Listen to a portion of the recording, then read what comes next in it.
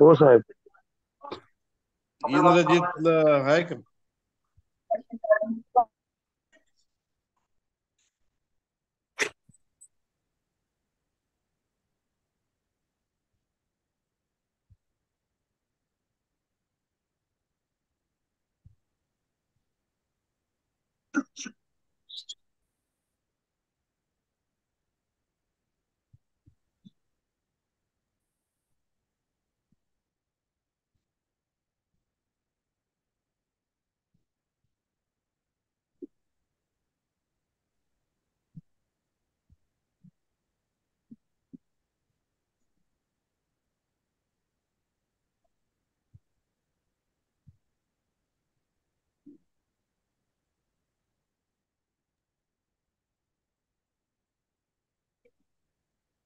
माध्यमिकचे जे मुख्याध्यापक जॉईंट असतील त्यांनी आपल्या आजूबाजूच्या शाळांना किंवा आजूबाजूचे मित्र असतील मुख्याध्यापक त्यांना फोन कॉल करून द्या की मीटिंग सुरू झाली, जॉईंट व्हावं ना.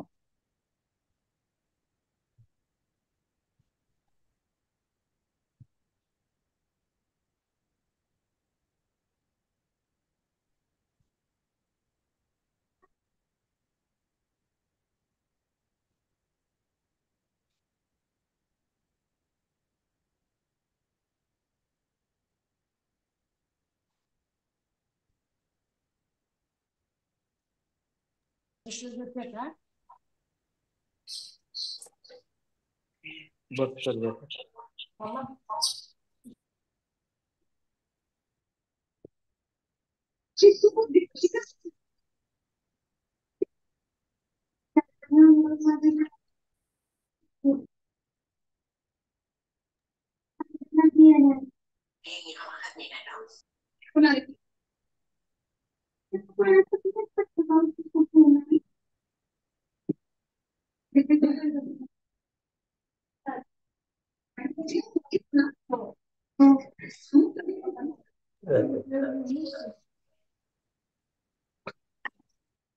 जाधव सर सुरू करायचं. हो साहेब. तर करू कारण काय? की 236 झाले. हो 236 परत झाले. अजून आपण त्यांच्यासाठी का मीटिंग लावली ते काही जॉईन होणार नाही. जे आहे त्यांच्यासाठी आपण फायनल करूया. हो हं? ओके साहेब. सुरू करा आणि आपल्या याच्यानुसार. हो ओके. चालेल. सुरू करा जाधव सर, काही होतील जॉईन. हो साहेब. हो हो. पहिल्याने रजिस्ट्रेशनचा विषय घ्या, किती शाळांचं रजिस्ट्रेशन झालंय आणि कोणाला काही अडचणी असतील हा त्या बाबतीत. रजिस्ट्रेशन फॉर्म काही न भरता येत नसेल ना, हो हो ते सांगून सांगा. देतो साहेब मी. आणि हा मग हा. विचारा कुणाला काही अडचणी असतील तर. ओके. सर्वांना तर नमस्कार. आता तर विनंती आहे, इतरांनी माईक आपले म्यूट ठेवा. कोणी माईक अनम्यूट करू नये. तर आज आपण माझी शाळा सुंदर शाळा टप्पा 2 या अंतर्गत आपल्या शाळेवर माझी शाळा सुंदर शाळा हे अभियान राबवण्यासाठी आणि त्या अंतर्गत प्रत्येक शाळा स्कूल पोर्टलवर आपल्याला रजिस्टर करण्याच्या सूचना वरिष्ठ स्तरावरून प्राप्त झालेल्या होत्या आणि त्या अनुषंगाने आपण कारवाई सुद्धा करत होतो. मात्र आता जर कधी आपण पाहिलं तर बऱ्याचशा ज्या शाळा आहेत त्या शाळा अजून सुद्धा रजिस्टर झालेल्या नाहीत. आपण जर कधी पाहत असाल तर आपल्या साक्री तालुक्यातील ज्या 509 शाळा आहेत त्या 509 पैकी फक्त 350 शाळा, प्रायमरीच्या 350 शाळा या रजिस्टर झालेल्या आहेत आणि अजून 159 शाळा या पेंडिंग आहेत. आणि माध्यमिक विभाग जर पाहिला तर 136 पैकी फक्त 55 शाळांनी रजिस्ट्रेशन केलेलं आहे आणि अजून जवळपास 81 शाळा या पेंडिंग आहेत. म्हणजे आपण जर कधी विचार केला तर जवळजवळ 240च्या आसपास शाळा आपल्या तालुक्यातून ह्या अजून पेंडिंग दिसत आहेत आणि वारंवार आपण सूचना सुद्धा दिलेल्या आहेत की प्रत्येक शाळेने त्या ठिकाणी रजिस्ट्रेशन करणं गरजेचं आहे. तर हे काम काही फार मोठं नाही. तर माझी शाळा सुंदर शाळा या अभियान संदर्भातला जो शासन निर्णय आहे 26 जुलै 2024, तो शासन निर्णय आपल्या सर्वांपर्यंत पोहोचलेला आहे. या ठिकाणी स्क्रीनवर सुद्धा आपण हा लावलेला आहे. तर याच्यामध्ये सर्व प्रकारच्या शाळांचा समावेश आहे. आणि या ज्या अभियानाचा कालावधी आहे तो दिनांक 29 जुलै ते 4 ऑगस्ट हा जो कालावधी होता, या कालावधीमध्ये आपल्याला पूर्वतयारी ही करायची होती. आणि 5 ऑगस्ट 2024 पासून या कार्यक्रमाची अधिकृत सुरुवात झालेली आहे. आणि 1 महिना या अभियानाचा एकूण कालावधी आहे. म्हणजे 5 ऑगस्ट 2024 ते दिनांक 4 सप्टेंबर 2024. मग दिनांक 5 ऑगस्टला जर कधी आपल्या कार्यक्रमाची सुरुवात झालेली आहे, तर आज 17 ऑगस्टमध्ये जवळजवळ 12 ते 13 दिवस झाले आहेत. आणि या 13 दिवसांमध्ये अभियान सुरू झाल्यानंतर आपल्या शाळेचं रजिस्ट्रेशन लगोलग होणं हे गरजेचं होतं. मात्र तरी सुद्धा अजून 240 शाळांचं रजिस्ट्रेशन आपल्या तालुक्यातून राहिलेलं दिसतंय. आणि 5 सप्टेंबर नंतर 5 सप्टेंबर ते 15 सप्टेंबर या कालावधीमध्ये सदर अभियानाचं मूल्यांकन आणि त्या मूल्यांकनाची प्रक्रिया ही पार पाडली जाणार आहे.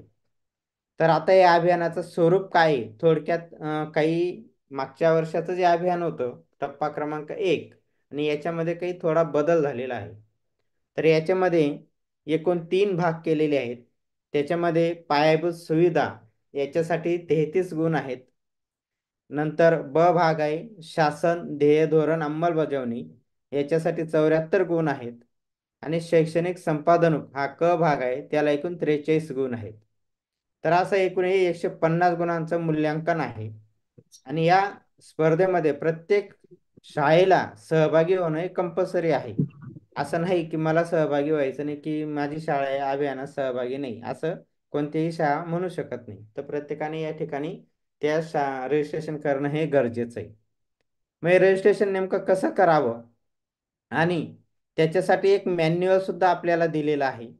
आणि या मॅन्युअलमध्ये नेमकं लॉग इन कसं करावं, लॉग इन केल्यानंतर उजव्या बाजूला आपल्याला एक टॅब दिसते, मुख्यमंत्री माझी शाळा सुंदर शाळा अशी एक टॅब दिसते. त्या टॅबला क्लिक केल्यानंतर आपल्याला तो एक फॉर्म त्या ठिकाणी ओपन होणार आहे. मग आता नेमकं रजिस्ट्रेशन म्हणजे नेमकं काय? काही जणांना प्रश्न पडतो की रजिस्ट्रेशन म्हणजे नेमकं काय? ते गेल्या वर्षी जसं आपण केलं होतं की 2-3 फोटो जर कधी अपलोड केले किंवा जे वेगवेगळे शीर्षक दिलेले आहेत, पायाभूत सुविधामधील असतील किंवा शासन ध्येय धोरणमधील असतील किंवा गुणवत्तामधील असतील, तर 2-3 शीर्षकामधील डेटा आपण कधी भरला, त्या 2-3 ओळी लिहिल्या आणि त्याचे PDF 2 किंवा 3 आपण त्या ठिकाणी अपलोड जर कधी केल्यात, तर त्या ठिकाणी आपली शाळा सेव्ह करायची असते. आणि सेव्ह केली म्हणजे आपल्या शाळेचं रजिस्ट्रेशन त्या ठिकाणी झालं आहे असं वरिष्ठ स्तरावर दिसतं. मग ज्या 240 शाळा आहेत त्या 240 शाळांनी अजूनपर्यंत एकही PDF किंवा एकही फोटो त्या ठिकाणी अपलोड केलेला नाही. म्हणून त्या पूर्णपणे आपल्याला पेंडिंग दिसत आहे. मग आता या पेजवर आपल्याला ज्या फाईल्स अपलोड करायच्या आहेत, तर त्या प्रत्येक PDF फाईलची ही जी साईज ही 2 MB पेक्षा जास्त असायला नको अशी आपल्याला सूचना दिलेली आहे. आणि 2 MB पेक्षा जास्त जर कधी असेल तर ती फाईल त्या ठिकाणी अपलोड होत नाही. मग याच्यासाठी काही ॲप असतात, PDF क्रिएटरचे जे ॲप आहेत तेच ॲप वापरा. त्याच्यामध्ये कॉम्प्रेस होऊन जाते आपली PDF आणि 2 MB पेक्षा त्याची साईज ऑटोमॅटिकली कमी होते. आणि जर कधी तसंही जर आपल्याला जमत नसेल, तर आपण गुगलला जर कधी सर्च केलं की PDF कॉम्प्रेसर म्हणून, तर त्याच्यामधून सुद्धा आपल्याला आपल्या PDFची साईज ही 2 MB पेक्षा कमी करता येते. आणि तिथं रिमार्क आहे, थोडक्यात वर्णन आहे. तर त्या थोडक्यात वर्णनमध्ये नेमकं त्या मुद्द्यासंदर्भातलं नेमके असे मुद्दे किंवा काही माहिती आपल्याला 1000 अक्षरांपर्यंत त्या ठिकाणी भरावायची आहे किंवा टाईप करायची आहे. थोडक्यात ते वर्णन आपल्याला करायचं आहे. मात्र एक गोष्ट या ठिकाणी लक्षात असू द्या की आपण एकाच वेळेस 4 किंवा 5 किंवा 5 पेक्षा जास्त टॅब भरल्या, 5 पेक्षा जास्त PDF जर कधी अपलोड केल्या आणि मग सेव्ह करायला गेलो तर टाइम आउट होऊन जातं. आणि टाइम आउट कधी झालं म्हणजे टाइम आउट याचा अर्थ काय की त्या पेजवर जास्त वेळ होतो आपण आणि कोणतीही प्रक्रिया कधी नाही केली, सेव्ह बटन नाही दाबलं किंवा बॅक बटन नाही दाबलं, तर ते पेज टाइम आउट होतं आणि आपण लॉग आउट होऊन जातो. म्हणून 1-2 मुद्द्यांची माहिती भरली आणि PDF अपलोड केली की लगेच ते सेव्ह करत जाणं फार गरजेचं आहे. अन्यथा मग ते सेव्ह होत नाही आणि पुन्हा मग आपल्याला सुरुवातीपासूनची माहिती टाईप करावी लागते. तर त्या दृष्टीने ती हे काळजी घ्यायची आपल्याला. तर आता बघा इथं पायाभूत सुविधाला जे एकूण 33 गुण आहेत, त्याच्यामध्ये काही मुद्दे दिलेले आहेत, जसं काही वर्गखोल्या असेल, ग्रंथालय, प्रयोगशाळा आणि इतर खोल्या. तर यांच्या संदर्भात काही 3 उपमुद्दे आहेत. मग त्याच्यामध्ये पुरेशा वर्गखोल्या आहेत का, वाचन कोपरे, पुस्तक पिढी आहे का, प्रयोगशाळा उपलब्ध आहेत का, भाषा, गणित, विज्ञानच्या, त्या संदर्भातली माहिती लिहायची आणि त्याची फाईल आपल्याला अपलोड करायची. नंतर मुख्याध्यापक कार्यालय, कर्मचारी कक्ष आणि प्रशासकीय कार्यालय याचा सुद्धा फोटो आपल्याला PDF स्वरूपामध्ये अपलोड करायचा आहे आणि त्याची थोडक्यात माहिती आपल्याला त्या ठिकाणी नोंदवायची. मग त्याचे सुद्धा 2 उपमुद्दे दिलेले 2 गुण आहेत आणि प्रत्येक उपमुद्द्याला एक एक गुण आहे. तर तो मुद्दा आपल्याला जसा लागू पडत असेल त्या पद्धतीने आपण फोटो काढायचे आणि त्याचे माहिती आपल्याला 1000 अक्षरापर्यंत तिथं नोंदवायची आहे. नंतर आरोग्य सेवा आणि व्यवस्थापन आहे. मग आरोग्य तपासणी होते का, शाळेत नियमित वार्षिक आरोग्य तपासणी करण्यात येते का, याला आपण 1 गुण त्या ठिकाणी दिलेला आहे. नंतर स्वच्छता विषयक स्थितीमध्ये शाळेत हँडवॉश स्टेशन उपलब्ध आहेत का, असेल तर 1 गुण आपल्याला मिळतोय. आणि दिव्यांग विद्यार्थ्यांसाठी स्वतंत्र स्वच्छतागृह उपलब्ध आहे का, आणि किंवा त्या स्वच्छतागृहाचं दिव्यांगांसाठी रूपांतरण केले आहे का, म्हणजे कमोड टॉयलेट वगैरे जर कधी यूज करत असाल, आपलं जनरल स्वच्छतागृह आहे आणि कमोड टॉयलेट आपण जर कधी कमोडचं भांडं जर यूज करत असाल तर त्याच्यासाठी सुद्धा 1 गुण आपल्याला त्या ठिकाणी मिळतो. प्रत्येक ठिकाणी ब्राउज असं बटन आहे. ब्राउज या बटनाला क्लिक केलं तर आपल्याला आपली फाईल किंवा आपला फोटो त्या ठिकाणी सिलेक्ट करता येत असतो. शालेय फर्निचरमध्ये विद्यार्थ्यांच्या संख्येच्या प्रमाणात फर्निचर म्हणजे बेंचेस वगैरे अवेलेबल आहेत का, तर आपल्याला त्या ठिकाणी 1 गुण आहे. नंतर सुरक्षा तरतुदी आणि आपत्ती व्यवस्थापन या मुद्द्यांतर्गत प्रत्येक शाळेने किमान एक आपत्ती व्यवस्थापन योजना विकसित केली आहे का, म्हणजे शाळेत जर आग लागली किंवा साथीचे रोग आले तर त्याच्यासाठी नेमका डिझास्टर प्लॅन काय आहे शाळेकडे, तो असेल तर त्याचा जर कधी लेखी स्वरूपात आपल्याकडे उपलब्ध असेल तर त्याच्यासाठी 1 गुण मिळतो. नंतर शाळेतून किमान एकदा सुरक्षा ऑडिट होतं का, त्याला 1 गुण आहे. आणि शालेय सुरक्षा प्रतिज्ञा, ती जी प्रतिज्ञा आहे ती दर्शनी भागामध्ये प्रदर्शित केली आहे का बोर्डावर, तर त्याला सुद्धा 1 गुण आहे. नंतर पर्यावरण पूरक शाळा, त्याच्यात बांधकामे आली आणि वृक्ष संवर्धन, म्हणजे आपल्या परिसरात बहुउद्देशीय वृक्षांचं रोपण आणि जोपासना होते का, त्याला गुण दिला आहे 1. नंतर केंद्र शासनाच्या मार्गदर्शक सूचनानुसार शाळेमध्ये सर्व स्तरासाठी इको क्लब आहेत का. आत्ताच आपण 8-10 दिवसांपूर्वी शिक्षण सप्ताह राबवला. त्या शिक्षण सप्ताहांतर्गत एक स्वतंत्र दिवस होता, शनिवारच होता. त्या दिवशी आपल्याला इको क्लब स्थापन करायची होती, ती प्रोसेस कंप्लीट करायची होती. तर ती इको क्लब कधी स्थापन केली असेल, त्याचा रेकॉर्ड असेल, ते आपल्याला 1 गुण मिळतो. नंतर शाळेत कचरा पुनर्वापर, पावसाचे पाणी साठवण्याची व्यवस्था आहे का, तर त्याला 1 गुण आहे. सोलर पॅनल जर कधी उपलब्ध असेल तर त्याला सुद्धा 1 गुण आपल्याला मिळतो. बहुतेक शाळांना ग्रामपंचायतीच्या निधीमधून सोलर पॅनल हे उपलब्ध झालेले आहे. तर यांचा आपण या सर्व 4 मुद्द्यांचा एक PDF फाईल बनवायची फोटोंची आणि ती आपल्याला त्या ठिकाणी अपलोड करावायची. त्यानंतर क्रीडांगण आणि क्रीडा सुविधा, संरचित मैदान आणि खेळाचं साहित्य उपलब्ध आहे का. बऱ्याचशा शाळांना शासनाकडून खेळाचं साहित्य मिळालेलं आहे. काही शाळांजवळ आधीचं साहित्य आहे, काहींनी लोकसहभागातून मिळवलेलं आहे किंवा काहींनी स्वतः आणलेलं आहे. तर असं साहित्य उपलब्ध असेल आणि मैदान उपलब्ध असेल तर त्याला 1 गुण त्या ठिकाणी मिळतो.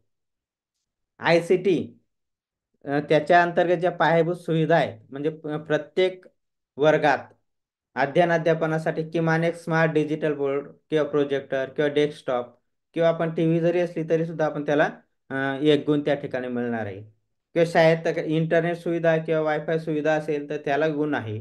आणि ICTची प्रयोगशाळा जर कधी असेल तर त्याच्यासाठी सुद्धा 1 गुण आपण त्या ठिकाणी दिलेला आहे.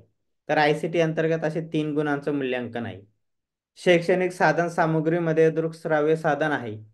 मग त्याच्यात अध्यापनासाठी किमान 50% शिक्षकांनी विनामूल्य अल्प किमतीचे मूलभूत शैक्षणिक साहित्य तयार केलं आहे का, तर ते साहित्य असेल उपलब्ध, त्याचे फोटो आपल्याला काढायचे आहेत. नंतर आधुनिक अध्यापन तंत्र याच्यासाठी ICT प्रकल्प आधारित शिक्षण इत्यादींचा वापर होत असेल तर त्याला 1 गुण आहे. आणि इयत्तानिहाय आणि विषयनिहाय पुरेसा आणि हाताळण्यास योग्य असं वैविध्यपूर्ण दृकश्राव्य स्वरूपातील, म्हणजे जे ऑडिओ व्हिज्युअल स्वरूपामधील जे साहित्य, ज्याला आपण लर्निंग मटेरियल म्हणतो, असं जर कधी साहित्य असेल आणि त्याच्यासाठी वातावरण निर्मिती शाळेमध्ये दिसत असेल तर त्याला सुद्धा आपण 1 गुण त्या ठिकाणी दिलेला आहे. तर या तिघांची सुद्धा आपल्याला 3 गुण आपल्याला तिथं मिळू शकतात. नंतर आहे अडथळा मुक्त वातावरण. शालेय आनंददायी वातावरण, मग त्याच्यामध्ये बाला आहे, नंतर पक्की संरक्षक भिंत आहे, नंतर प्रत्येक वर्गामध्ये अध्ययन निष्पत्ती प्रदर्शित केल्या आहेत का. गेल्या वर्षी सुद्धा आपण एक स्वतंत्र पत्र जिल्हा परिषदेने आपल्याला दिलं होतं की प्रत्येक वर्गामध्ये आपल्या अध्ययन स्तरचा तक्ता आणि अध्ययन निष्पत्ती या लावलेल्या पाहिजे. तसे तक्ते सुद्धा शासनाकडून आपल्याला मिळाले होते. नंतर वर्गात सजावट असली पाहिजे, त्याला सुद्धा एक गुण आहे. नंतर परसबाग उपलब्ध असेल तर त्याला परसबागेमध्ये काय निर्मिती होते, भाजीपाला जो तयार होतो तो भाजीपाला रोज पोषण आहारामध्ये वापर केला जातो का, आणि परसबागेचं आणि भाजीपाल्याचं संवर्धन केलं जातं का, त्या अंतर्गत सुद्धा गुणदान त्या ठिकाणी दिलेलं आहे. नंतर विद्यार्थी लाभाच्या जे विविध योजना आहेत तर त्या दर्शनी भागामध्ये त्याची फ्लेक्स, माहिती पुस्तिका, घडी पत्रिका किंवा लोकसेवा हमी कायद्याचा आपण एक बोर्ड आपण लावायला लावला होता, तो किंवा माहिती अधिकाराचा बोर्ड हे शाळेच्या दर्शनी भागात लावले आहेत का, असेल तर त्याला एक गुण आहे. नंतर जर काही 100% विद्यार्थ्यांचे आधार पूर्ण असतील तर त्याच्यासाठी 3 गुण मिळालेले आहेत. नंतर सरळ प्रणालीवर आपला जो विविध डेटा असतो, त्याच्यामध्ये आपला स्टुडंट डेटा असेल तो अपडेट केला आहे का, पहिलीच्या विद्यार्थ्यांचे नावं एनरोल केले आहेत का, म्हणजे आपला ऑफलाईन कॅटलॉग आणि ऑनलाईन कॅटलॉग मॅच होत असतील आणि ते अद्ययावत असतील तर त्याला 3 गुण मिळतात. युडायस प्रणालीला सुद्धा इथं गुणदान आहे.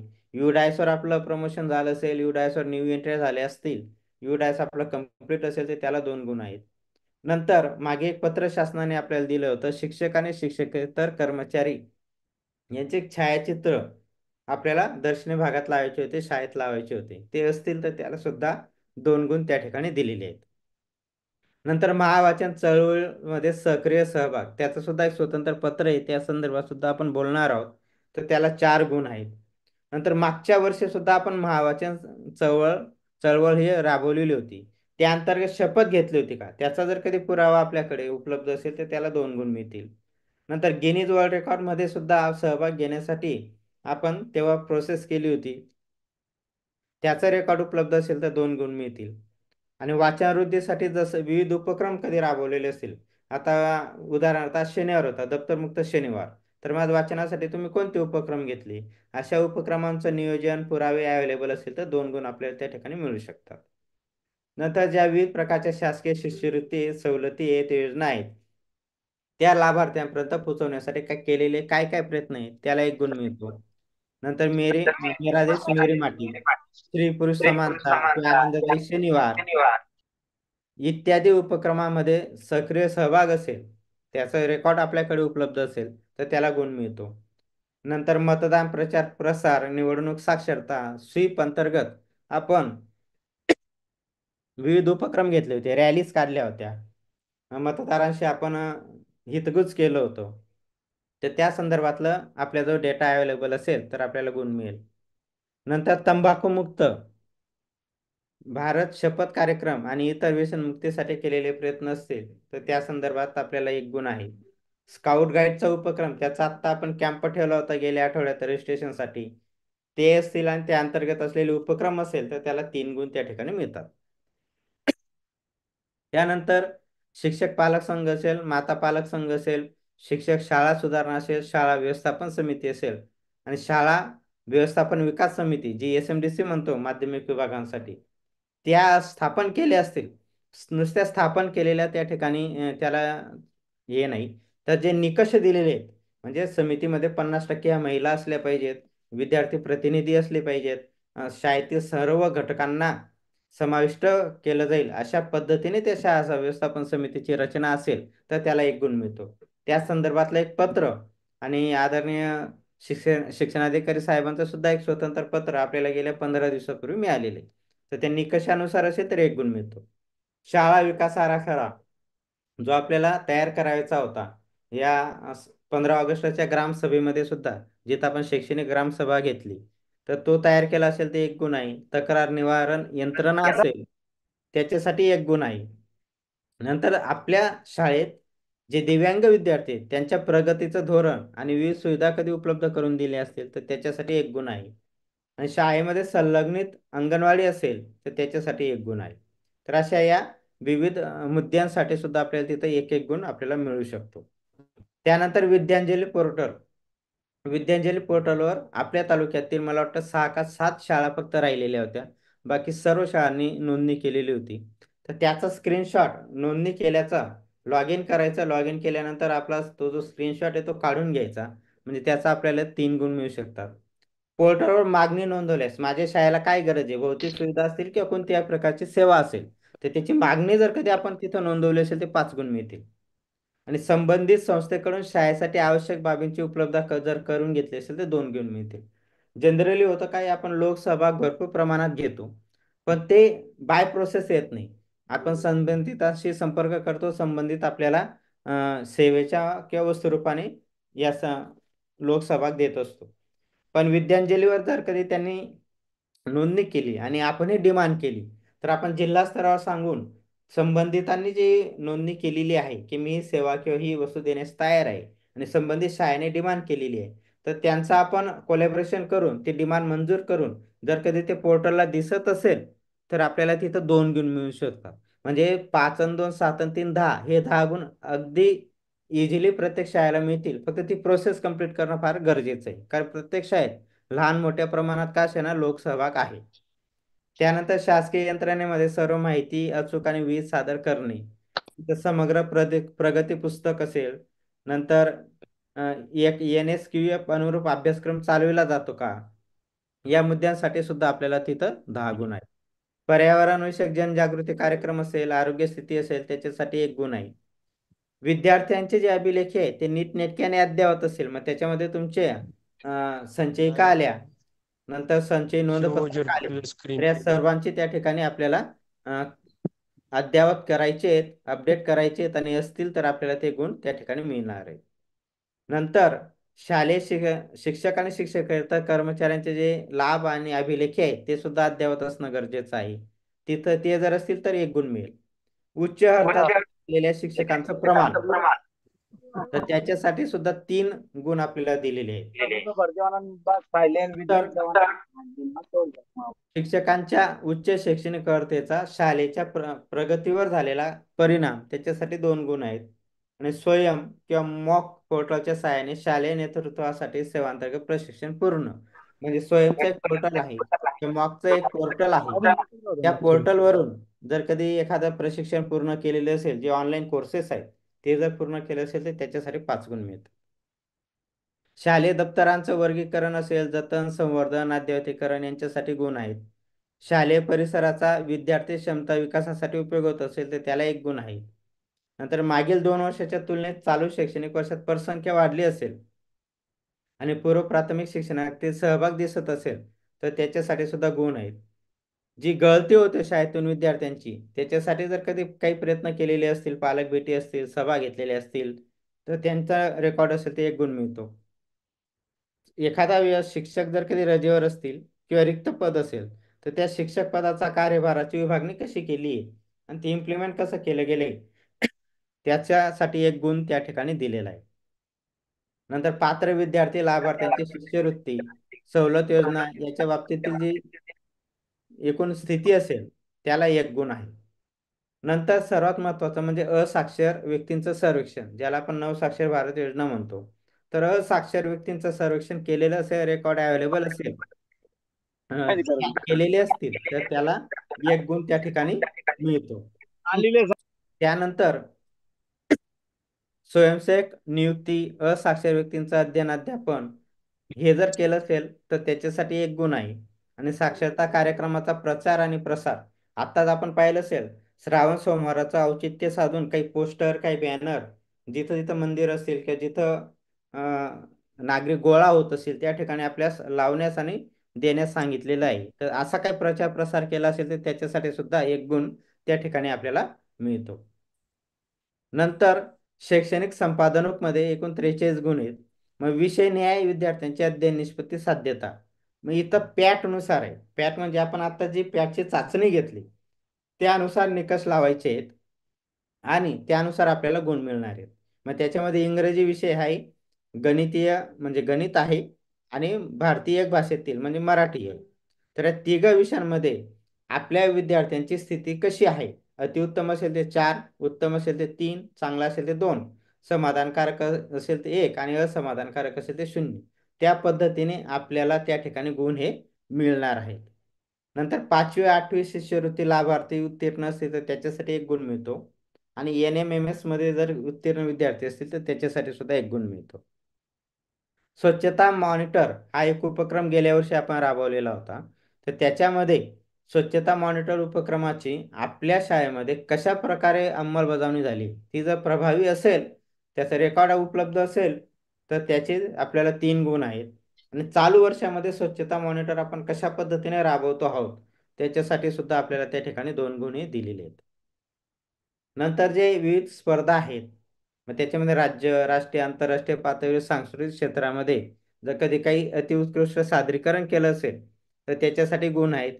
राज्य, राष्ट्रीय, आंतरराष्ट्रीय पातळी स्पर्धा परीक्षा असतील, त्यांच्यामध्ये यश असेल मुलांचं, तर त्याच्यासाठी सुद्धा आपल्याला 2 गुण त्या ठिकाणी मिळतात.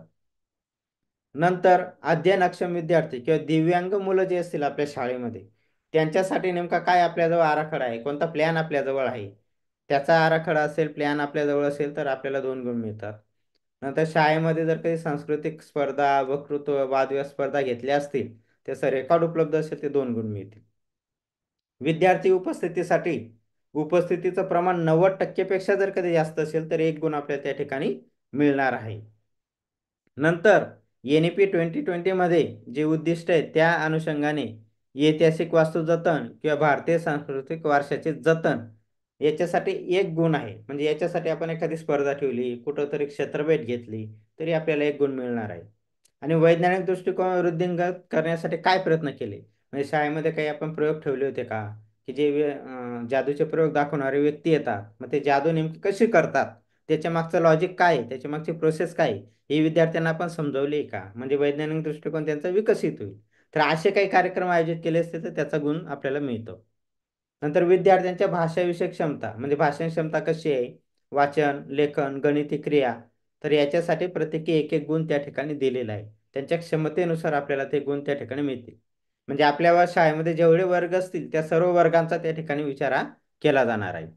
नंतर क्रीडा क्षेत्रामध्ये जे नैपुण्य असेल, तालुका स्तर, जिल्हा स्तर, विभाग स्तर, राज्य स्तर किंवा राष्ट्रीय किंवा आंतरराष्ट्रीय स्तर, त्याच्यासाठी प्रत्येकी 1 गुण त्या ठिकाणी दिला आहे. मात्र यासाठी आपल्याजवळ पुरावे असणं फार गरजेचं आहे. नंतर अध्ययन संपादन पातळी स्तर 5वी, 8वी किंवा 10वी, 12वी ते मागील वर्षातील अध्ययन संपादन पातळी 70% पेक्षा जास्त असेल तर 1 गुण आणि 5वी, 8वी अनुत्तीर्ण विद्यार्थ्यांना जे मागच्या वर्षी GR आला होता 5वी आणि 8वीला पास नापास परत सुरू केलेलं होतं. तर मग जर कधी काही विद्यार्थी अनुत्तीर्ण केले असतील तर त्यांना परत शाळेत टिकून ठेवण्यासाठी काय प्रयत्न केलेत, उपचारात्मक अध्ययन काय केलं, त्याच्यासाठी 1 गुण आहे. नंतर विविध शिष्यवृत्ती, सानुग्रह अनुदान, शैक्षणिक सवलत योजनांचा विद्यार्थ्यांना लाभ मिळाला आहे का आणि त्यांचा सर्व रेकॉर्ड कधी आपल्याकडे अवेलेबल असेल तर आपल्याला 2 गुण मिळतील. म्हणजे अशा प्रकारे 3 क्षेत्रांमध्ये हे 150 गुणांचं हे स्वयंमूल्यमापन आहे आणि प्रत्येकाचा आपल्याला पुरावे त्या ठिकाणी अपलोड करायचे आहेत. बऱ्याच वेळा काय होतं, गेल्या वर्षीचा अनुभव आहे, 2-3 ओळी टाईप केल्या जातात, परंतु PDF किंवा फोटो अपलोड केले जात नाही. मग पुढच्या लेव्हलला म्हणजे तालुका लेव्हल असेल, जिल्हा लेव्हल असेल, त्या ठिकाणी ते पुरावे दिसत नाहीत. आणि एक महत्त्वाचा अजून एक ड्रॉबॅक मागच्या वर्षी दिसला. शाळेमध्ये सर्व प्रकारचे उपक्रम अतिशय छान पद्धतीने राबवलेले आहेत. पण ऑनलाईन प्रेझेंटेशन जे आहे, म्हणजे थोडक्यात या ठिकाणी मांडलेले वाक्य, शब्द आणि सर्वात महत्त्वाचे म्हणजे PDF मधील फोटो हे तेवढे प्रभावी दिसत नाही. म्हणजे शाळेमध्ये कितीही आपण काम केलं असेल, पण ते ऑनलाईन प्रेझेंटेशन जर चांगलं नसेल, तर ते आपल्या शाळेचे गुण वरिष्ठ लेव्हलवर हे मूल्यमापनामध्ये क्रॉस चेकिंगमध्ये कमी होऊन जातात. तर त्या गोष्टींची थोडी आपल्याला त्या ठिकाणी काळजी घ्यावायची. तर अशा पद्धतीने हे संपूर्ण अ, मूल्यमापन आपल्या स्वयंमूल्यमापन आहे. मुख्यमंत्री माझी शाळा सुंदर शाळा त्याचं हे हँडबुक आहे, हेडमास्टर मॅन्युअल आहे. हे ग्रुपला सुद्धा असेल, अजून टाकलं जाईल. पण प्रत्येकाने या पद्धतीने त्या ठिकाणी काम करणं गरजेचं आहे. प्रत्येक बाबीचा जर कधी गुण घेतला, तर ज्या बाबीचा आपण गुण घेतला त्याचा पुरावा आपल्याजवळ असणं गरजेचं आहे. त्याची फाईल आपल्याजवळ असणं फार गरजेचं आहे. तर या गोष्टींची आपण या ठिकाणी काळजी घ्यायची. आणि ज्या जवळजवळ 240 शाळा अजून बाकी आहेत, त्या 240 शाळांनी कोणत्याही स्थितीमध्ये आज संध्याकाळपर्यंत रजिस्ट्रेशन करणं फार गरजेचं आहे. तर या संदर्भात कोणाला काही अडचण असेल तर ते आपण विचारणार आहोत. तत्पूर्वी एक याच उपक्रमाशी संबंधित मुख्यमंत्री माझी शाळा सुंदर शाळा या उपक्रमाशी संबंधित ज्याचा उल्लेख आपल्या गुणधनामध्ये सुद्धा आहे. तर आपल्याला सर्व माध्यमांच्या सर्व व्यवस्थापनाच्या शाळांमध्ये महावाचन उत्सव 2024 हा राबवायचा आहे. मग याच्यामध्ये आपल्याला तो हे मोग पत्र का सुद्धा औषधी तर मिळता है या ना, ठिकाणी दिलेलं आहे. लेकिन वो मालक 16 नहीं ऑगस्ट उनाड़ी देख के देते हैं। तर या पत्रानुसार प्रत्येक शाळेमध्ये आणि सर्व व्यवस्थापनाच्या शाळांमध्ये महावाचन उत्सव आपल्याला त्या ठिकाणी राबवायचा आहे. आणि याच्यामध्ये काही गट केलेले आहेत. ते गट असे आहेत. गट अ आहे इयत्ता 3री ते 5वी, गट ब आहे 6वी ते 8वी आणि गट क आहे 9वी ते 12वी, असे 3 गट आहेत. त्याची काही उद्दिष्टे सुद्धा आपल्याला या ठिकाणी दिलेली आहेत. आणि उपक्रमाचा जो कालावधी आहे तो 16 ऑगस्ट 24 ते 31 ऑगस्ट 24 हा आहे. या अंतर्गत आपल्याला हे काम करायचं आहे. मग 16 ते 23 मध्ये मुख्याध्यापकांनी वेब ऍप्लिकेशनवर शाळा रजिस्ट्रेशन करायची. म्हणजे महावाचन उत्सवचे सुद्धा आपल्याला रजिस्ट्रेशन करणं गरजेचं आहे. त्यानंतर 20/8 ते 30/8 पर्यंत आपल्याला वाचन लेखन करणं आणि 20/8 ते 29/8 पर्यंत मुख्याध्यापकांनी जे लेखन केलेलं असेल किंवा जे व्हिडिओज असतील ते अपलोड करणं, अशी त्याची प्रोसेस दिलेली आहे. आणि मग त्याचं मूल्यांकन 21/8 ते 15/9 या कालावधीमध्ये होणार आहे. शाळा स्तरावर 21/8 ते 30/8 आहे. तालुक्यावर 31/8 ते 6 सप्टेंबर आहे. जिल्ह्यावर 7 सप्टेंबर ते 11 सप्टेंबर आणि राज्यावर 12 सप्टेंबर ते 15 सप्टेंबर. थोडक्यात आपल्याला लक्षात काय घ्यायचंय की आपल्याला सुद्धा प्रत्येक शाळेला या महावाचन उत्सवासाठी सुद्धा आपल्याला त्या ठिकाणी रजिस्ट्रेशन करायचं आहे. मग त्याचं मूल्यांकन वगैरे कसं करायचं, त्याच्या एक प्रोसेस किंवा त्याची एक SOP सुद्धा आपल्याला या ठिकाणी दिलेली आहे आणि तिचा आपण जर कधी वापर केला तर आपल्याला ते सविस्तर असं समजेल. तर बघा याचे लॉग इन कुठं करायचं का रजिस्ट्रेशन कुठं करायचंय, तर https://महावाचनोत्सव.org ही जी वेबसाईट आहे किंवा हे जे संकेतस्थळ आहे महावाचनोत्सव.org याच्यावर प्रत्येक शाळेने रजिस्ट्रेशन करणं गरजेचं आहे. तर सर्व मुख्याध्यापक, केंद्रप्रमुख महोदय सर्वांना विनंती असेल की आपल्या सर्व शाळांचं रजिस्ट्रेशन इथं होणं गरजेचं आहे. आणि मग त्याच्यानंतर जे विद्यार्थी सहभाग घेत आहेत त्या सर्व सहभागी विद्यार्थ्यांचं वाचन केलेल्या पुस्तकावर विचार करतील आणि तो विचार लिखित स्वरूपामध्ये या वेब ऍप्लिकेशनवर ते अपलोड करतील. एकतर व्हिडिओ असेल किंवा त्यांनी कागदावर काहीतरी लिहिलेलं असेल, हे सर्व आपल्याला त्या ठिकाणी अपलोड करायचे. मग त्याच्यासाठी शब्द मर्यादा दिली. 3री ते 5वी साठी 50 ते 60 शब्द आहेत. नंतर 6 ते 8 साठी 60 ते 100 शब्द आहेत. आणि गट क म्हणजे 9वी ते 12वी साठी 100 ते 150 शब्दांची मर्यादा आहे. तर हे सर्व अपलोड करायचं काम मुख्याध्यापकांनी त्या ठिकाणी करायचं आहे. नंतर तालुका स्तरावर सुद्धा 26/8 ते 4/9 या कालावधीमध्ये ग्रंथालय प्रदर्शन आणि पुस्तक मेळावे हे भरवले जाणार आहे. तर त्याच्यासाठी सुद्धा काही तजवीज ही वरिष्ठ स्तरावरून केलेली आहे. पण आपल्या कामाचं हेच एक आहे की आपण प्रत्येकाने, प्रत्येक शाळेने महावाचनोत्सव.org या संकेतस्थळावर आपल्या शाळेची नोंदणी करणं महावाचन उत्सवासाठी फार गरजेचं राहणार आहे. कारण याच उपक्रमावर आधारित काही गुणधर्म सुद्धा आपल्या मुख्यमंत्री माझी शाळा सुंदर शाळेमध्ये आलेला आहे. तर असा हा एक विषय आहे.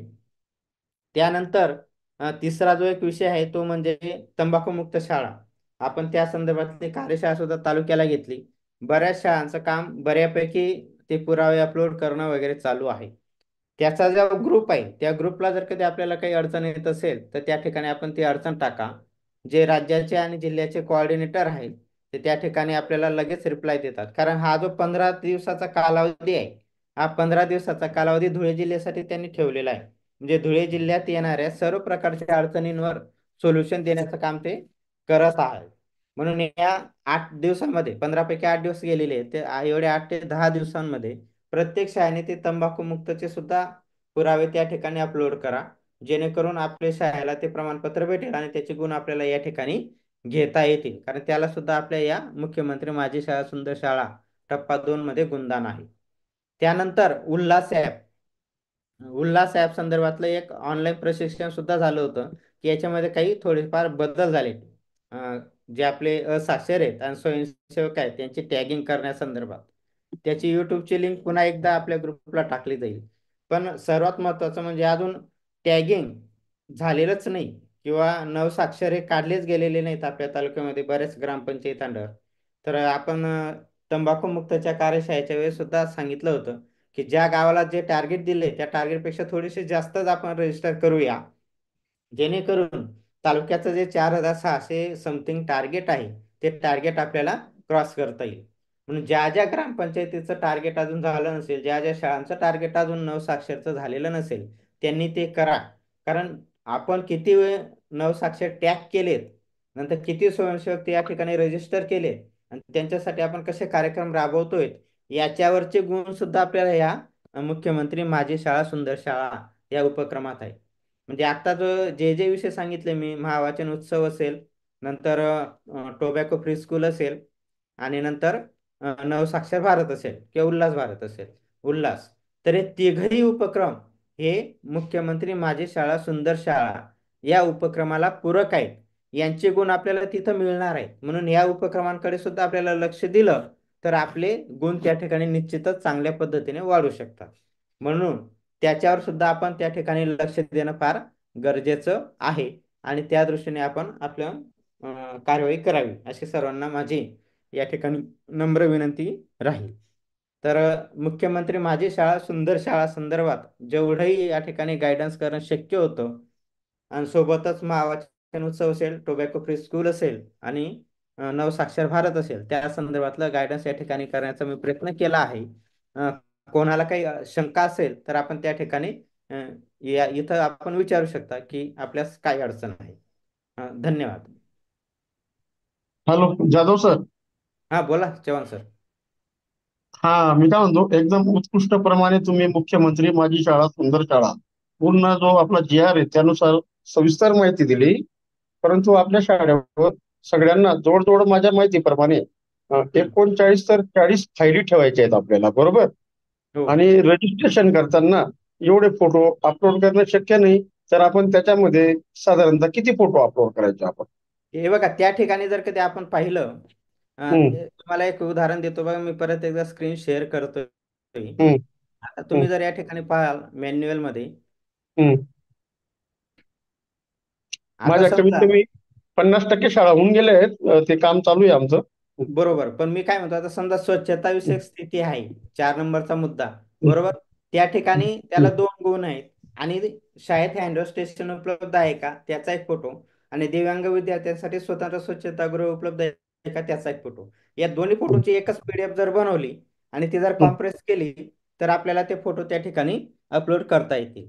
म्हणजे आपल्याकडे 39 फायली जरी तयार होत आहेत, हम्म, मात्र प्रत्येक मुद्द्यामध्ये जे उपमुद्दे आहेत ना त्या हम्म, उपमुद्द्यांना लागू असलेला किमान एक हम्म, फोटो किंवा जर कधी अहवाल असेल तर त्या अहवालचा एक फोटो किंवा एखादं हम्म, हँडवॉश स्टेशन आहे म्हणा किंवा स्वच्छतागृह आहे म्हणा, परसबाग म्हणा, तर त्याचा फोटो, हम्म, तुम्ही ज्याचा गुण घेताय त्याचा फोटो त्या ठिकाणी अपलोड करणं गरजेचं आहे.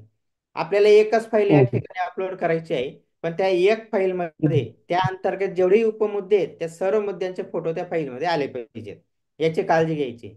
फाईल कॉम्प्रेस करता येते, ऑनलाईनही करता येते किंवा अनेक प्रकारचे ऍप पण अवेलेबल आहेत प्ले स्टोअरवर. त्यांच्या माध्यमातून फोटो हम्म, जरी आपले 5-10 फोटो जरी असले एका फाईलमध्ये तरी ती 2 हम्म. MB खाली ती फाईल आपल्याला कॉम्प्रेस करून अपलोड करता येते. म्हणून त्याची काही अडचण येत नाही. चलो ओके जाधव सर, धन्यवाद. धन्यवाद. सर फोटो एक जरी अपलोड केला तरी चालेल का? हे बघा तुम्ही जाधव निकष आहेत सर. ना, एक निकष आला, तो निकष जास्तीत जास्त चांगल्या पद्धतीने कसा स्पष्ट होतोय फोटो मधून या अनुषंगाने प्रयत्न करायचा आहे.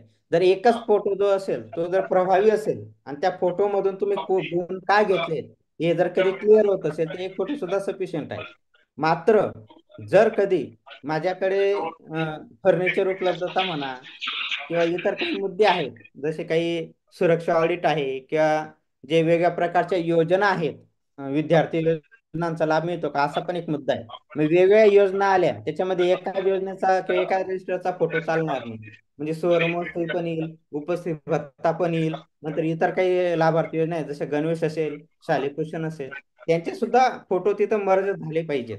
म्हणजे तेवढ्या एका मुद्द्यासाठी 4-5 फोटो सुद्धा येऊ शकतात, किंवा असं येऊ शकतं एका मुद्द्यासाठी एक फोटो सुद्धा येऊ शकतो. मुद्द्याची व्याप्ती केवढी आहे त्याच्यावरती डिपेंड आहे. सर काही मुद्दे असे आहेत, सर एक मिनिट, काही मुद्दे असे आहेत, एक त्याला मूळ मुद्दा एक दिलेला आहे, त्याला सब पॉईंट 5-6 दिलेले आहेत, त्याला त्याला हो, फक्त मग माहिती तेवढे विचारली 5-6 त्याला फोटो पुढे. आपल्याला त्या पीडीएफ मध्ये ऍड करायचे आहेत सर.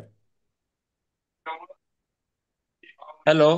कारण जेव्हा तालुका किंवा जिल्हा स्तरावर क्रॉस मूल्यमापन होणार आहे किंवा ऑनलाईन मूल्यमापन केलं जाणार आहे, तेव्हा हे पाहिलं जाईल की यांनी हे समजा 4 मुद्द्यांचे 4 गुण घेतले, मग 4 मुद्द्यांचे 4 गुण घेतले, ते 4 फोटो आहेत का पुरावे म्हणून, हे त्या ठिकाणी पाहिलं जाईल. आणि पीडीएफ मध्ये ते होतं इझिली, फक्त त्याच्यासाठी थोडं टेक्निक यूज करावं लागतं.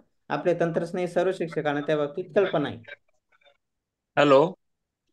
हा, हॅलो. बोला बोला हा, सर, बोला. क्षीरसागर सर बोलतोय सर मी.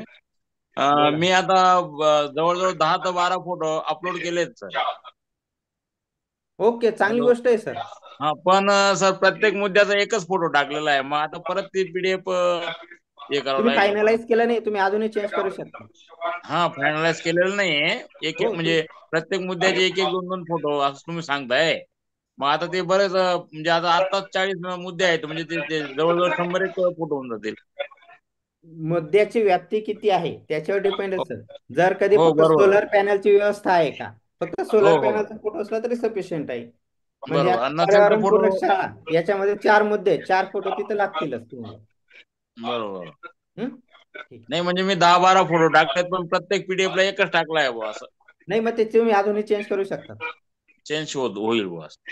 आणि आणि सर्वांनी 2. आता सर्व मुख्याध्यापकांना विनंती असेल की आपल्या अभियानाचा कालावधी 4 सप्टेंबर पर्यंत जरी असला तरी 4 सप्टेंबरची आपल्याला वाट बघायची नाही. आपले उपक्रम हे जेवढे लवकर करता येतील तेवढे लवकर करून आपल्याला लवकरात लवकर आपल्या शाळा या पूर्णपणे सेव्ह करून घ्यायच्या आहेत. आणि जशा सूचना येतील त्या पद्धतीने त्या फायनलाइज करायच्या आहेत. पण फायनलाइज लगेच कोणीही करू नका. फायनलाइजची थोडीशी वेट करा. पण जर कधी सर्व मुद्द्यांचे फोटो आपले अपलोड जेवढ्या लवकर होतील तेवढं आपल्यासाठी चांगलं असेल. नाही तर मग गेल्या वर्षी सारखं शेवटची तारीख येते मग तेव्हा धावपळ होते. तसं होऊ नये याच्यासाठी अजूनही आपल्या हातामध्ये 15-20 दिवस आहेत. ते लवकरात लवकर सर्व उपक्रम आपण घेऊन त्यांचे फोटो त्या ठिकाणी अपलोड करणं आणि ती माहिती सबमिट करण्याचं काम आपण जरा युद्धपातळीवर करायचं आहे. तर शाळा अभिलेखीचे फोटो कसे काढायला लागतील? आता त्याच्यामध्ये शाळा अभिलेखामध्ये कोणकोणते मुद्दे आहेत ते बघा. विद्यार्थी अभिलेख आहेत, बरोबर. हो. त्याच्यानंतर शिक्षकांच्या संदर्भातील अभिलेख आहेत. मग ते आपण टेबलावर ठेवले, समजा एक वर्ग असेल ते एका वर्गाचे तुमच्या संचयिका असतील, संचयी नोंदपत्रक असेल, बरोबर. ते ठेवायचे, त्यांचे फोटो काढायचे. असे 4ही वर्गांचे 4-5 फोटो येतील ते एका पीडीएफ मध्ये मर्ज करायचे. Okay sir. ठीक आहे. तर मला वाटतं मुख्यमंत्री माझी शाळा सुंदर शाळा संदर्भात बरचसा आपण या ठिकाणी चर्चा केली. यानंतर मी आदरणीय शिक्षणाधिकारी महेंद्र सोनवणे साहेबांना विनंती करतो की त्यांनी आपल्याला मार्गदर्शन करावं. सोनवणे साहेब. हॅलो, सर्वांना नमस्कार. की जाधव सराटे, मुख्यमंत्री माझी शाळा सुंदर शाळा याबाबत आपण जे काही सर्व उपक्रम घेणार आहोत याचं सविस्तर मार्गदर्शन केलेलं आहे. तर यात शाळा रजिस्ट्रेशन केल्यानंतर जे आपण काही उपक्रम अपलोड केले म्हणजे रजिस्ट्रेशन होतं, असे बरेच मुद्दे दिलेले आहेत. त्या मुद्द्यांची तयारी किंवा त्या मुद्द्यांची चाचपणी आतापासूनच करा. आणि जे भौतिक सुविधा असतील, समजा प्रयोगशाळा असेल, ग्रंथालय असेल, ते सर्व आताच म्हणजे आपल्याजवळ वेळ आहे, तर वेळेतच ते सर्व अपलोड करा. म्हणजे आपल्याला शेवटी घाई होणार नाही. म्हणजे मूल्यांकन करताना सुद्धा आपलं सगळं जर फाईल तयार असतील तर क्रॉस मूल्यांकन केंद्र प्रमुखांमार्फत आपल्याला करून ठेवता येईल आणि भरपूर वेळ आपल्याला देता येईल. कारण मागच्या वर्षाची परिस्थिती आपल्याला माहिती आहे की ऐन वेळेस मग क्रॉस मूल्यांकनाला वेळ मिळत नव्हता. मग काही म्हणजे प्रत्येक शाळेवर मग ते एवढं रेकॉर्ड पाहणं त्याच्यात वेळ जातो. आणि सगळं रेकॉर्ड जर अपडेट असेल, मुद्दे निहाय आपण मूल्यांकन करणाऱ्यांना दाखवू शकतो. म्हणूनच आतापासून तयारीला लागा, कारण बरेचसे दिवस आता निघून गेलेत. कारण कधीच आम्ही म्हणतोय रजिस्ट्रेशन करा, सुरुवात करा, कारण आपल्याला हा जो काही उपक्रम जो आहे तो तसा नवीन नाही. मागच्या वर्षी टप्पा 1 मध्ये आपण केलेलंच आहे, तेच टप्पा 2 मध्ये आपल्याला करायचं आहे. म्हणजे बऱ्याचशा गोष्टी आपल्या तयारच आहेत. आता परसबाग असेल तर परसबाग वगैरे सुद्धा आता म्हणजे फोटो काढताना ती परसबाग म्हणजे चांगली टवटवीत असली पाहिजे, नाहीतर मग तिथं तण भरपूर आहे आणि जे भाज्या तुम्ही लावलेल्या आहेत त्या भाज्याच त्या ठिकाणी दिसत नाही. म्हणजे अशी परिस्थिती नको. म्हणजेच फोटो अपलोड करताना ज्या भाज्या आपण लावल्या आहेत त्या व्यवस्थित दिसल्या पाहिजे, तिथं तण नको, त्यांना पाणी दिलेलं पाहिजे किंवा आजूबाजूने थोडंफार कुंपण पाहिजे. म्हणजे या सगळ्या गोष्टी आपण पाहिल्या पाहिजेत. नंतर दुसरा विषय जो आहे नवभारत साक्षरता. कारण नवभारत साक्षरतेचं सुद्धा आपलं बऱ्याच दिवसापासून चालू आहे. ते सुद्धा मागच्या वर्षी आपण बऱ्याच नवसाक्षरांचं टॅगिंग केलेलं होतं आणि त्याबद्दल आपलं कौतुकही झालं होतं की धुळे जिल्ह्यामध्ये साक्री तालुक्यात बरेचसे नवसाक्षरांचं टॅगिंग झालं, त्याची परीक्षा झाली. परंतु तसंच आपल्याला या वर्षी सुद्धा करायचं आहे. नंतर महावाचन विषयी म्हणजे 16 ऑगस्ट ते 31 ऑगस्ट पर्यंत महावाचन आपल्याला घ्यायचंय. त्या ठिकाणी त्या पत्रामध्ये वेबसाईट दिलेली आहे, रजिस्ट्रेशन करायचं आणि जे काही उपक्रम दिलेले आहेत तारीख वाईज ते उपक्रम आपण घ्यायचे आणि त्याचं सुद्धा शालेय स्तर, तालुका स्तर, जिल्हा स्तरावर मूल्यांकन होणार आहेत. तर ह्या ज्या काही गोष्टी आहेत की आपण म्हणजे शाळेमध्ये काही ना काही करतो आहोत किंवा प्रत्येक शाळा ही स्पर्धेमध्ये सहभागी आहे. की बघा आम्ही आमच्या शाळेत काही सुविधा नाही परंतु किंवा काही गोष्टी नाही, तर तसं न करता त्या गोष्टी करायचा प्रयत्न करा आणि जेणेकरून सगळ्या शाळांनी स्पर्धेमध्ये उतरायचं आहे. स्पर्धेत उतरवल्याशिवाय आपलं प्रावीण्य आपल्याला सिद्ध करता येणार नाही किंवा बक्षिसे मिळणार नाही. म्हणून मला सगळ्यांना एकच विनंती आहे की आपण प्रत्येक उपक्रमामध्ये सहभागी व्हावं. तसंच गुणवत्ता विकास अभियान 1 ऑगस्ट ते 31 ऑगस्ट पासून सुरू आहे. परंतु आपल्या बऱ्याचशा क्षेत्रीय अधिकाऱ्याच्या भेटी त्यामध्ये दिसत नाही. राज्याचं जे काही डेटा आहे त्यामध्ये धुळे जिल्ह्याचा फार क्षेत्रीय भेटी कमी आहेत. समजा लॉग इन करताना काही अडचणी असतील तर आम्हाला पाठवा, आम्ही त्या राज्याच्या ग्रुपवर टाकू. कारण शक्यतो प्रॉब्लेम तर काही येत नाही, परंतु क्लस्टर लॉगिंगला, ब्लॉक लॉगिंगला म्हणजे आपल्या जास्तीत जास्त शाळा व्हिजिट करा, म्हणजेच गुणवत्ता विकास अभियान सुद्धा आपल्याला चांगल्या प्रकारे राबवता येईल. तसंच नवसाक्षर भारत या कार्यक्रमा म्हणजे जे काही पैसे वगैरे आपल्याला टाकले जातात, मी बऱ्याच वेळा व्हॉट्सअपवर पत्रही टाकलं गेलं की शाळा स्तरावर नवभारत साक्षरतेविषयी खाते आपल्याला उघडायचं आहे.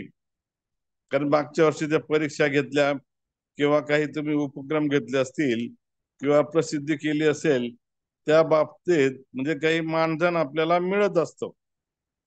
तर संचालक योजना कार्यालयाचं असं म्हणणं आहे की प्रत्येक शाळेने एक वेगळं अकाउंट नवभारत साक्षरतेसाठी उघडायचं आहे की लवकरात लवकर ते अकाउंट उघडा, म्हणजेच आपल्याला पुढे अडचणी ह्या येणार नाही. तसंच युडायस बाबत आपले तालुक्याचे data entry operator Indrajit sir नेहमी आपल्याला मेसेज करत असतात की हे करा, ते करा, ते करा, परंतु म्हणजे फारसं कोणी त्याकडे लक्ष देताना मला दिसत नाही.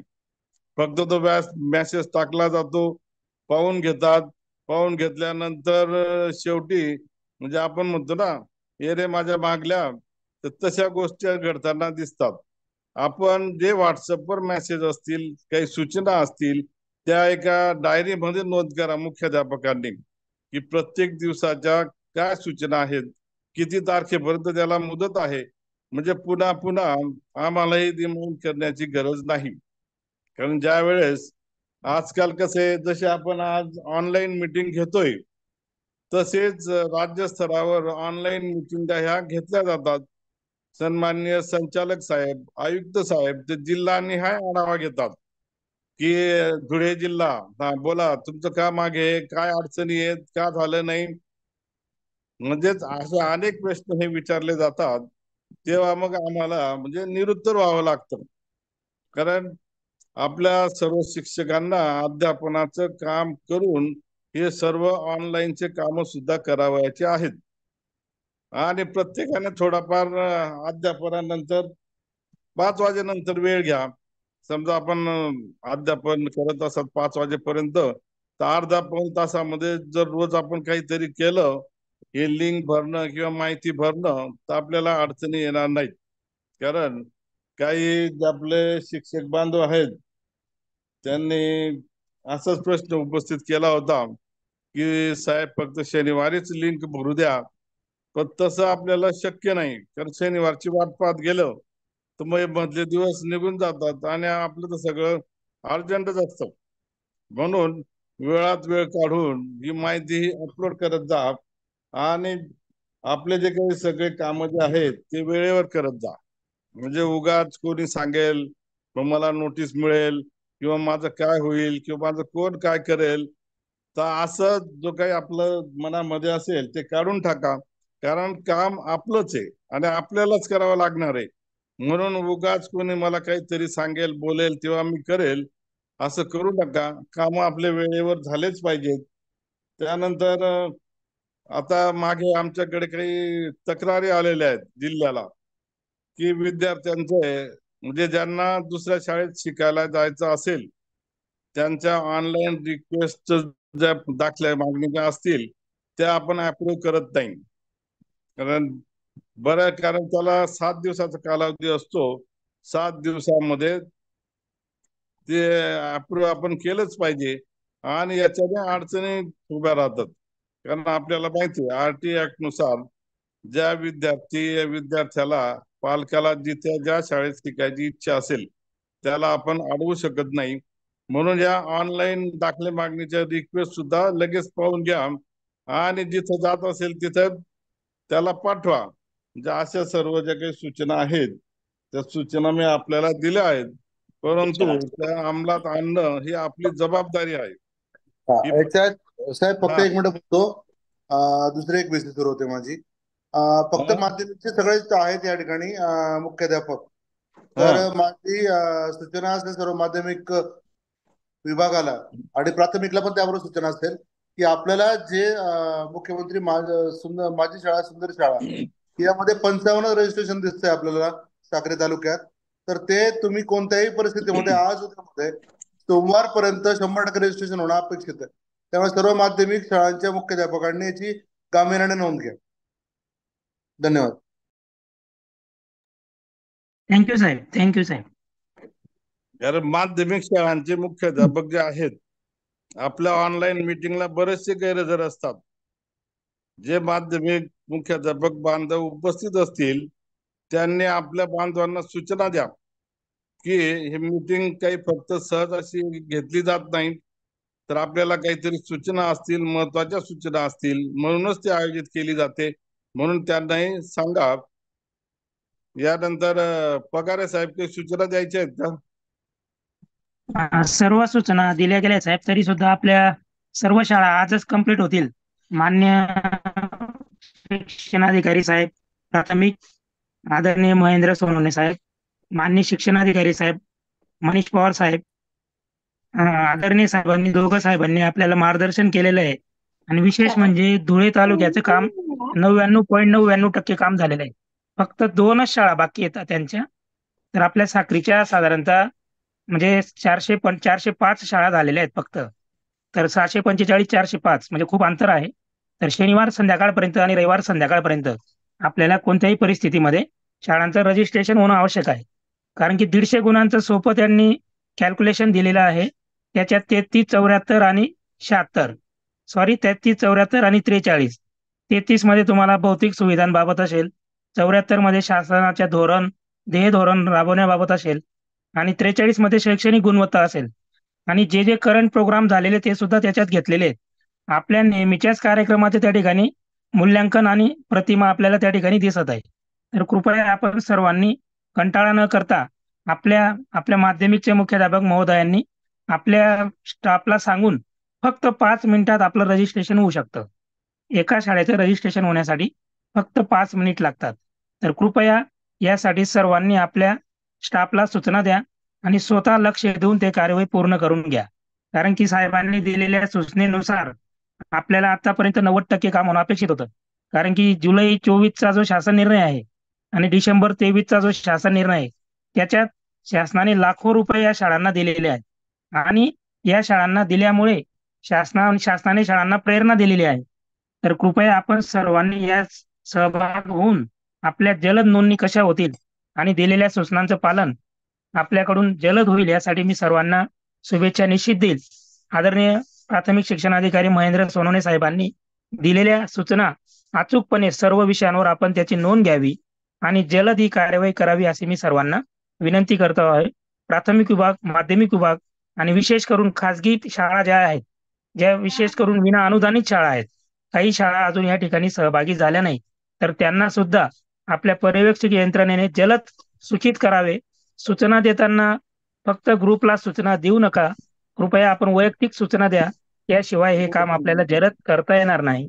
तरी मुख्याध्यापक महोदय सर्वांना आणि सर्व स्टाफ, पर्यवेक्षकीय स्टाफ यांनी याबाबत जलद नोंद घ्यावी. जाधव सर. आणि हेलो. सर्व मार्फत इनाम सीधा सो मिनटं सीधा फक्त. गोड़ी सीधा सोने को तो नाशिक सीधा सो बेटा. सर्व केंद्रप्रमुख महोदयांना एक विनंती असेल, आताच्या या विषयाला आपले बरेचसे मुख्याध्यापक जॉईन झालेले नाहीत. तर आपण हे युट्यूब लाईव्ह करून ठेवलेलं आहे. तर युट्यूब लाईव्हची लिंक थोड्या वेळात आपण BRC ग्रुपला टाकू. जे मुख्याध्यापक जॉईन नसतील त्यांना हा व्हिडिओ बघायला लावा, जेणेकरून त्यांना जर कधी काही शंका असतील, काही अडचणी असतील, तर ते या विषयीमध्ये आपण जी चर्चा केली त्याच्यातून त्या शंकांचं त्यांचं समाधान होऊ शकतं, समस्या सुटू शकतात. तर हा व्हिडिओ आपण तसा शेअर करावा. आणि कोणालाही काही अडचण असेल, टेक्निकली अडचण काही असेल, तर आपण त्या संदर्भात संपर्क करावा. पगारे साहेब, वाइंड अप करायचं. ठीक आहे. सर्वांच्या कोणाच्या शंका नाही आहेत. साहेबांच्या परवानगीने विचारून घ्या आपल्या जाधव साहेबांना. सर, हा, आदरणीय चालेल. पवार साहेबांना. जाधव सर. जाधव सर, हा बोला ना पवार साहेब. मुद्दा मी उपस्थित करतो आदरणीय हा. साहेब. मागचा जो काही पहिला टप्पा झाला आपला माझी शाळा सुंदर शाळा संदर्भातला, या टप्प्यामध्ये काही बाबी आपल्याला डोळ्याने दिसत होत्या, पण त्याचं फोटो नव्हते त्याचे, आणि नंतर ते अपलोड नव्हते. आणि मी मार्क्स देण्यासंदर्भात मग आपली जी काही कमिटी जात होती त्यांना असं कन्फ्युजन होतं की नेमकं मार्क्स द्यायचे का नाही द्यायचे. तर या वेळेला आपल्याला जे काही पोर्टलला जो काही फोटो अपलोड केलेला असेल तो फोटो रेकॉर्डला दिसला पाहिजे. आणि त्या फोटोत दिसणारी जी काही बाब आहे, मग ती परसबाग असेल किंवा वस्तू स्वरूपाची असेल किंवा रेकॉर्ड असेल, तर ते प्रत्यक्ष आपल्याला दिसलं पाहिजे. त्याच्याशिवाय आपल्याला मार्क्स देता येणार नाही. एवढं फक्त सर्व मुख्याध्यापकांनी एक सूचना लक्षात घ्यावी. धन्यवाद. धन्यवाद साहेब.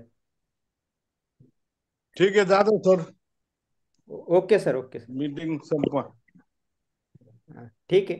तर आजच्या आपण मुख्यमंत्री माझी शाळा सुंदर शाळा टप्पा 2 या संदर्भातली आपलं हे मार्गदर्शन सत्र आणि आढावा बैठक आपण या ठिकाणी आयोजित केली होती. या सभेला आपले आदरणीय प्राथमिक शिक्षणाधिकारी आदरणीय महेंद्र सोनवणे साहेब यांनी मोलाचं मार्गदर्शन केलं, त्याबद्दल त्यांचे या ठिकाणी आभार व्यक्त करतो. त्याचप्रमाणे माध्यमिक शिक्षणाधिकारी श्री मनीष पवार सर यांनी सुद्धा आपल्याला या ठिकाणी वेळात वेळ काढून मार्गदर्शन केलं, त्याबद्दल त्यांचे या ठिकाणी आभार व्यक्त करतो. त्याचप्रमाणे आपले ज्येष्ठ शिक्षण विस्तार अधिकारी आदरणीय पगारे साहेब, त्याचप्रमाणे आदरणीय विजय पवार सर यांनी सुद्धा आपल्याला या ठिकाणी मार्गदर्शन केलं आणि काही मुद्दे लक्षात आणून दिले, त्याबद्दल त्यांचे या ठिकाणी आभार व्यक्त करतो. त्याचप्रमाणे सर्व शिक्षण विस्तार अधिकारी, सर्व केंद्रप्रमुख महोदय, सर्व मुख्याध्यापक, प्राथमिक, माध्यमिक, सर्व विषय साधन व्यक्ती आणि सर्व शिक्षक मंडळी यांचं या ठिकाणी कार्यालयाच्या वतीने आभार व्यक्त करतो आणि वरिष्ठांच्या परवानगीने आजची ही सभा या ठिकाणी संपली असं जाहीर करतो. लेफ्ट व्हायला हरकत नाही. सर्वांचे पुनश्च एकदा धन्यवाद. धन्यवाद. अच्छा.